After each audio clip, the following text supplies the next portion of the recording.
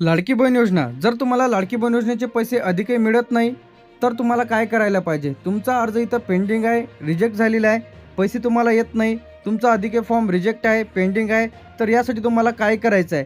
कागदपत्र कोणकोणते लागतील, अर्ज कुठे करायचा आहे, त्याचप्रमाणे तुम्हाला जर पैसे मिळत नसेल तर पुन्हा पैसे कसे सुरू करायचे हे आपण आजच्या व्हिडिओमध्ये माहिती पाहणार आहे. तर व्हिडिओला स्किप न करता शेवटपर्यंत बघा.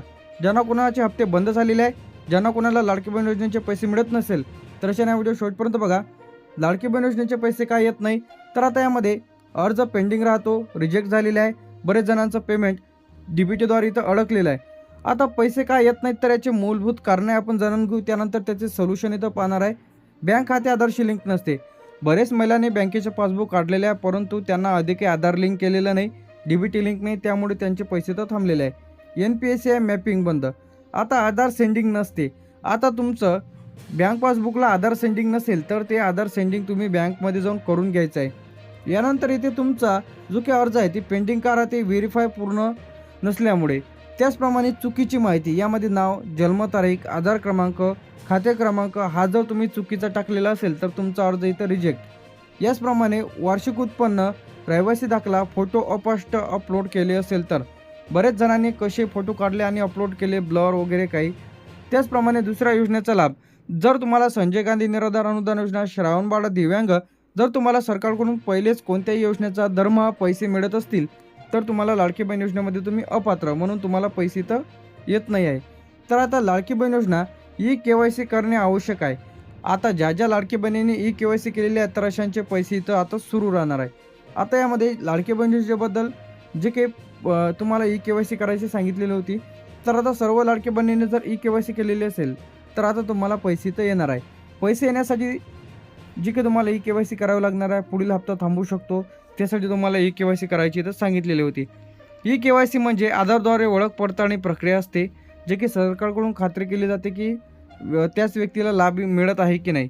आता ज्याचे पैसे आलेले नाहीत, ज्याचं ॲप्लिकेशन पेंडिंग आहे, पेमेंट होल्ड आहे, नवीन अर्जदार अशांनी KYC करून घ्यायची आहे.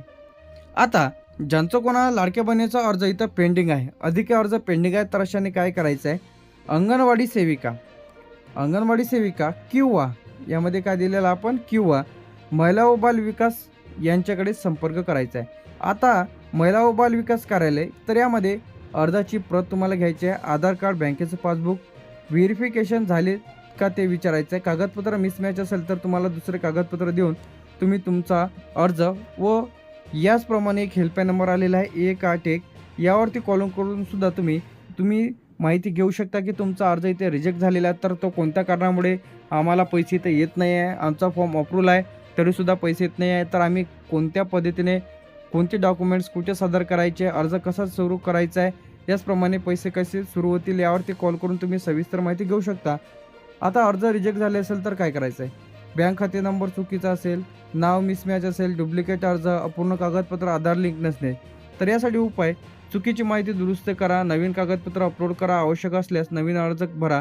आता महिला व बालविकास मी पहिले सांगितलेलं होतं, पंचायत समिती, सेतू, ऑनलाईन, याचप्रमाणे 181 या हेल्पलाईन नंबरवरती कॉल करून सुद्धा तुम्ही सविस्तर माहिती घेऊ शकता. आता तक्रार कुठे करायची आहे? सर्वसाधारण तुम्हाला एक हेल्पलाईन नंबर दिलेला आहे 181 लाडक्या बहिणींसाठी, यावरती कॉल करा किंवा महिला व बालविकास यांच्याशी संपर्क करा. आता यासाठी तुम्हाला तक्रारीसोबत आधार कार्ड, अर्ज क्रमांक, बँकेचं पासबुक, मोबाईल नंबर इथं लागणार आहे. आता पैसे कधी मिळतात? तर आता तुमचं व्हेरिफिकेशन झाल्यानंतर पेमेंट प्रोसेसिंग, सर्वे दिले, त्यानंतर बँक दिले तर 7 ते 30 दिवस इथं लाडक्या बहीण योजनेचे पैसे बंद झालेले सुरू करण्यास टाईम लागू शकतो. आता यासाठी तुम्हाला लाडकी बहीण योजना हे तुम्हाला टाकायचं आहे गुगलवरती. त्याचप्रमाणे इथं तुम्हाला मोबाईल नंबर टाकून OTP टाकून लॉग इन करून तुम्ही इथून तुमचं स्टेटस चेक करून घ्या की लाडकी बहीण योजनेचा फॉर्म तुमचा अप्रूव्हल झालेला आहे की पेंडिंग आहे की रिजेक्ट झालेला आहे. हे तुम्हाला लाडकी बहीण योजनेच्या ऑफिशियल पेजवरती जा, तुम्हाला तुमचा मोबाईल नंबर टाका आणि पासवर्ड टाका. पासवर्ड तिथं तुम्हाला फॉरगेट करायचा ऑप्शन आहे, फॉरगेट पासवर्ड करून तुम्ही चेक करू शकता. आता पेंडिंग असल्यास तुम्हाला काय करायचं आहे? महिला व बाल विकास यांच्याकडे संपर्क करायचा आहे, अंगणवाडी सेविकेला संपर्क करा, त्यांच्याकडे काही असेल तर ते तिथून तुम्हाला दुरुस्त करून देतील. अर्ज रिजेक्ट झाल्यास काय करायचं आहे तुम्हाला? यासाठी महिला व बाल विकास कार्यालयाशी संपर्क करायचा आहे किंवा एक तुम्हाला लेखी अर्ज देतो, या पद्धतीने तुम्हाला लेखी अर्ज द्यायचा आहे. तर आता यामध्ये सर्वप्रथम यामध्ये येईल महिला व बालविकास अधिकारी अर्ज, त्याचप्रमाणे आपला विषय येईल लाडकी बहीण योजनेचे पैसे न मिळण्याबाबत लेखी अर्ज. महोदय, मी खालील सही करणारी अर्जदार मुख्यमंत्री माझी लाडकी बहीण योजनेअंतर्गत अर्ज केलेला आहे, परंतु माझ्या खात्यामध्ये अद्याप योजनेचे पैसे जमा झालेले नाहीत. माझ्या अर्जाची खालीलप्रमाणे माहिती आहे. अर्जदाराचे नाव, अर्ज क्रमांक, मोबाईल नंबर, आधार क्रमांक, बँकेचे नाव, खाते क्रमांक. माझ्या अर्जाची स्थिती पेंडिंग आहे, रिजेक्ट आहे, पेमेंट होल्डिंग आहे, जे काय असेल तर त्यावरती अशी तुम्हाला टिकमार्क करायची आहे. यानंतर आवश्यक कागदपत्र पूर्ण असूनही लाभ मिळत नाही, तरी माझ्या अर्जाची तपासणी करून लवकरात लवकर योजनेचा लाभ मंजूर करून पैसे जमा करण्यात यावी ही नम्र विनंती. दिनांक, ठिकाण व सही किंवा ठसा. आता लाडकी बहीण योजनेसाठी जो काही हेल्पलाईन नंबर इथं आलेला आहे यावरती लगेच तुम्ही कॉल करा आणि डिटेलमध्ये माहिती घ्या.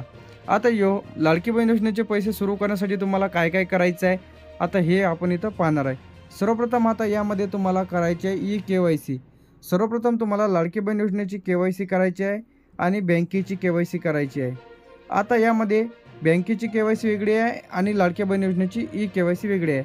तर तुम्हाला काहीच नाही, आधार नंबर टाकून तुम्ही तुमची KYC इथं कंप्लीट करू शकता. दुसरं जे ते तुम्हाला तुमच्या बँकेचं पासबुकला आधार लिंक करायचं आहे. यामध्ये काय काय करायचं आहे, बँक सेंडिंग, NPCI मॅपिंग आणि DBT ॲक्टिव्ह करून घ्यायचे आहे.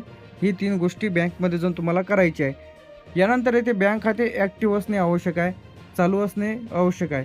आता तुमचा अर्ज यामध्ये अप्रूव्हल आहे, पेंडिंग आहे की रिजेक्ट आहे, हे पेमेंट प्रोसेसिंग आहे, हे तुम्हाला चेक करून घ्यायचं आहे.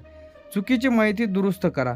तर आता यामध्ये नाव मिसमॅच असेल, खाते नंबर चुकीचा असेल, IFSC कोड चुकीचा असेल, आधार नंबर चुकीचा असेल तर आता लाडकी बहीण योजनेच्या ऑफिशियल पेजवरती जाऊन चेक करा किंवा महिला व बालविकास कार्यालयाशी संपर्क करा, जे की तुमच्या तालुक्याच्या व जिल्ह्याच्या ठिकाणी राहते, किंवा 181 या हेल्पलाईन नंबरवरती कॉल करा आणि माहिती विचारून घ्या.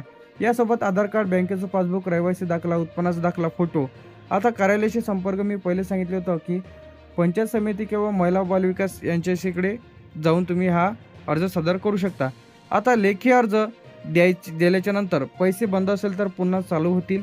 यानंतर व्हेरिफिकेशन झाल्यानंतर 7 ते 30 दिवसाचा कालावधी देखील इथं लागू शकतो.